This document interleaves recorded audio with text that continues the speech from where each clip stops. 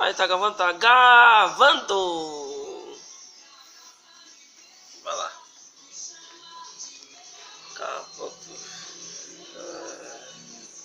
Fala.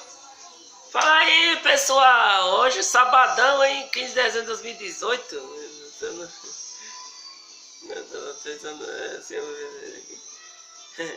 Hoje é sábado, só 20 vídeos, viu, pessoal? Esse vídeo. Não, mas posso fazer uma live. Olá, rapaz, mais um episódio desse livro, não sou de pesquisa. Bora. Aqui o episódio de hoje. O governo Fernando Collor de Mello. Foi o primeiro governo civil brasileiro eleito por voto direto desde 1960, escrito de acordo com a regra da Constituição de 1988, em plena liberdade partidária. Eleição em 2 turnos, durou pouco seu mandato, de 15 de março de 1990 a 2 de outubro de 1992, quando foi afastado para responder ao processo de impeachment. Fernando Collor de Mello derrotava Luiz Inácio Lula da Silva, líder da esquerda, no segundo turno da eleição presidencial de 89. Collor contava com um grande apoio das forças conservadoras da mídia, especialmente da Rede Globo de televisão, que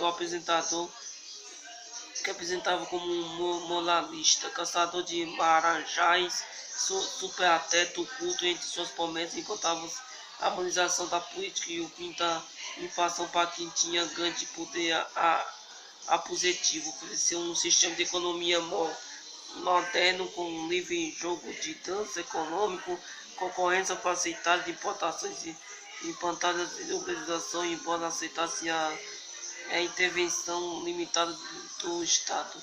Conges artifício, um dia após a posse, foi lançado seu pacote de legislação, o Plano Collor, justificado toda a proposta dos brasileiros, além de eliminar a inflação, estabelecendo medidas para mudar a economia, o apelo à competição internacional.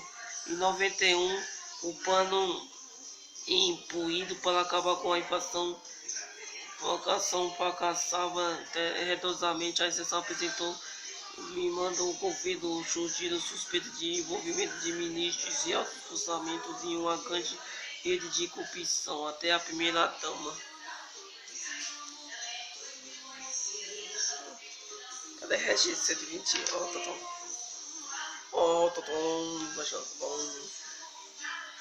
Rosane Collor foi acusada de malversação de dinheiro público e de financiamento ilícito dos seus familiares.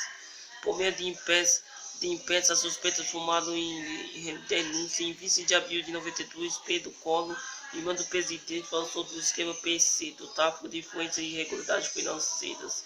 Organizado pelo empresário Paulo César Faria, amigo do Fernando Collor, 3 livre de sua campanha eleitoral e boa parte do seu governo.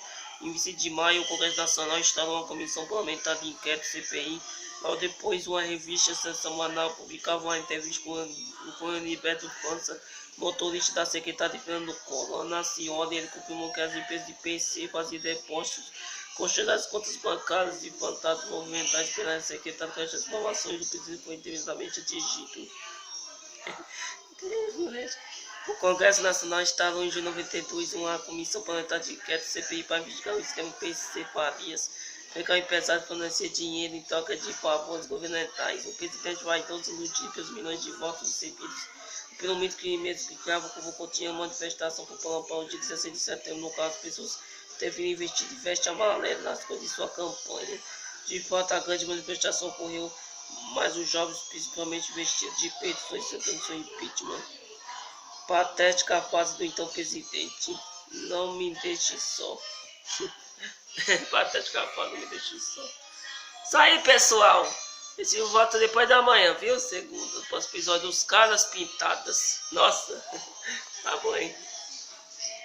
Bora para o bônus agora. A Bíblia. Aqui. São os apóstolos. Capítulo 5. Ananias e Safira.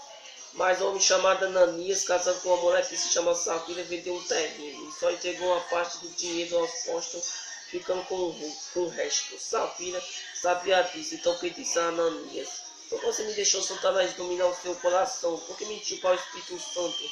Por que você ficou com uma parte do dinheiro que recebeu pela venda daquele terreno, onde você vendeu ele era seu e depois de vender o dinheiro também era seu. Então por que resolveu fazer isso? Você não mentiu para seres humanos, mentiu para Deus. Assim que viu isso, Ananias caiu morto e todos que souberam de que havia acontecido ficaram com muito medo. Então vieram alguns monstros no corpo de Ananias, levaram para fora e o sepultaram. A mulher de Ananias chegou mais 3 horas depois, sem saber o que havia acontecido com o marido. Aí Pedro perguntou a ela: me diga, por que depois que você e o seu marido venderam o terreno foi? Respondeu ela. Então Pedro disse: porque você e seu marido resolveram com a prova o Espírito de Deus. Os moços que acabaram de sepultar seu marido já estão na porta e agora vão levar você também. No mesmo instante ele caiu morto aos pés de Pedro. Os moços entraram e vendo onde ela estava morta, lavaram o corpo dela e sepultaram ao lado do marido. E toda a igreja e todos aqueles que souberam disso ficaram apavorados. Milagres e maravilhas. Os apóstolos faziam muito milagres e maravilhas entre o povo, e os seguidores de Jesus se reuniram no alpendre de Salomão. Ninguém de fora tinha a coragem de juntar o grupo deles, mas o povo fala muito bem deles. Uma multidão de homens e mulheres também que no céu e veio aumentar ainda mais o corpo por causa dos milagres que os apóstolos faziam. As pessoas ponhavam os doentes nas ruas em camas e estilos. Fazia isso para que quando Pedro passasse pelo menos a sua sombra cobrisse alguns deles. Multidões vinham das cidades vizinhas de Jerusalém, trazendo seus doentes que eram dominados por espíritos maus, e todos eram curados. Os apóstolos são perseguidos, então o grande sacerdote e todos seus companheiros, que eram do partido dos santuenses, fica com inveja dos apóstolos, resolveram fazer alguma coisa. Prendeu os apóstolos por ser na cadeia, mas naquela noite um anjo do Senhor abriu as portas da cadeia, levou os apóstolos para fora e disse: vão para o templo, anuncia ao povo todo a respeito desta nova vida. Os apóstolos obedeceram no dia seguinte, bem cedo, entraram no pátio do templo e começaram a ensinar. Então o sacerdote e seus companheiros chamaram a Deus e o povo para uma reunião do consenso tudo. Depois mandaram que alguns lá do templo fossem buscar os apóstolos na cadeia. Porém, quando os gados chegaram lá, não encontraram os apóstolos, então voltaram para o lugar onde o conselho estava reunido e disseram: nós no material encontramos a cadeia bem fechada, e os gados viajando os portões, mas quando os abrimos, não achamos ninguém lá dentro. Com o chefe do sacerdote e o chefe da guarda do templo viram isto, ficaram sem saber o que pensar sobre o que havia acontecido com os apóstolos.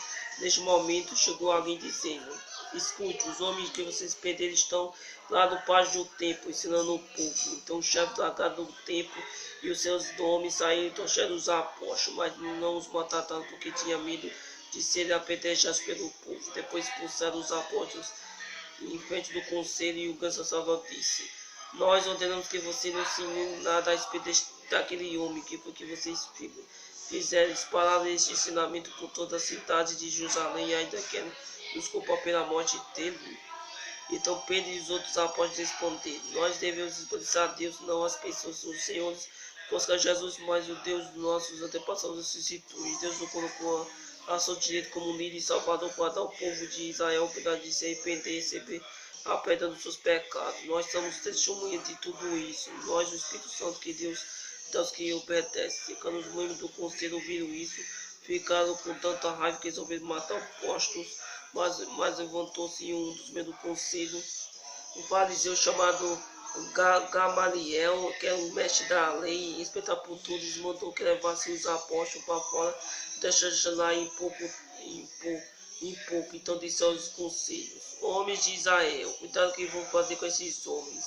Há pouco tempo apareceu um homem chamado Teodas, que dizia muito importante que o consumiu de 400 seguidores, mas foi morto. Todos os seus seguidores foram espalhados e a voz dele fracassou. Depois disso, apareceu Judas e o Galileu na época desse temento. Este também conseguiu juntar muita gente, mas foi morto e todos os seus seguidores foram espalhados. Portanto, neste caso e agora, não faz nada contra estes homens, deixe que vão embora, porque se este plano não vão de seres humanos, entre os quais será mais em vez de Deus, você não pode destruído.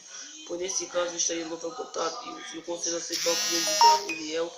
Então chamaram os apóstolos e chicotaram e mandaram que nunca mais falassem nada a respeito de Jesus. Depois de soltar, os apóstolos saíram do conselho muito alegres, porque Deus havia mostrado que ele era digno de ser visitado por seus seguidores. Jesus, e todos os dias no Pai do templo dicas da casa, eles continuam a ensinar e anunciar a boa notícia a respeito de Jesus, o Messias. Por final, pessoal, para os capítulos 6, seus oceanos para os apóstolos. Isso aí, pessoal. Para Jesus. Eita, chegou duas coisas. Quem sabe primeiro, sou eu ou o celular? Valeu, pessoal. Para Jesus, até a próxima. Amanhã posso ter uma live. Valeu, leu.